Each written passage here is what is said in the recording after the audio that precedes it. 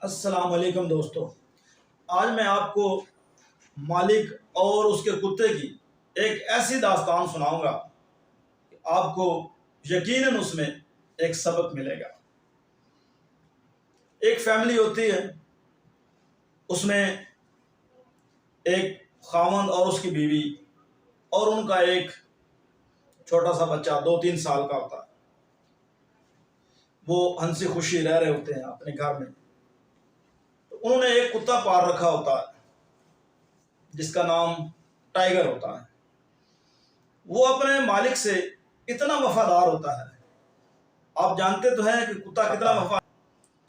तो जब मालिक ने कहीं जाना होता है तो वो कुत्ते को और अपने बच्चे को घर में छोड़ देता है और कुत्ते की ड्यूटी होती है कि वो बच्चे का ख्याल रखे। तो जब वो घर से जाते हैं तो यकीन जानिए कि वो कुत्ता घर में चिड़िया को भी नहीं आने देता, इतना अपने घर का और उस बच्चे का ख्याल रखता है। ऐसे ही दिन गुजरते जा रहे होते हैं। एक दिन मालिक ने कहीं दूर जाना होता है तो उसने फिर वही काम किया, अपने कुत्ते की ड्यूटी लगाई और अपने बच्चे को भी घर छोड़ दिया। उस बच्चे का एक अलग रूम होता है जिसमें उसके खिलौने भी होते हैं और वहाँ वो बच्चा खेलता है और वो टाइगर जो है वो दरवाजे के सामने बैठ जाता है, उसका ख्याल करता है। तो हस्बे मामूल वो घर से चले जाते हैं और कुत्ता उस बच्चे का ख्याल रखता है, दरवाजे में बैठ जाता है। बच्चा अपने खिलौनों के साथ खेल रहा होता है। थोड़ी देर के बाद कुत्ते को कुछ आवाज़ें आती हैं। वो इधर उधर देखता है, ये आवाज़ें कैसी हैं, लेकिन उसे कुछ समझ नहीं आ रही होती।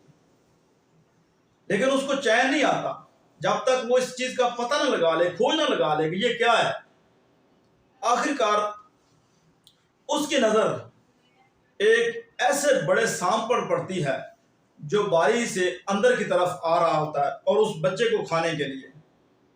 और वो आप जानते हैं कि अजदहा कितना बड़ा होता है।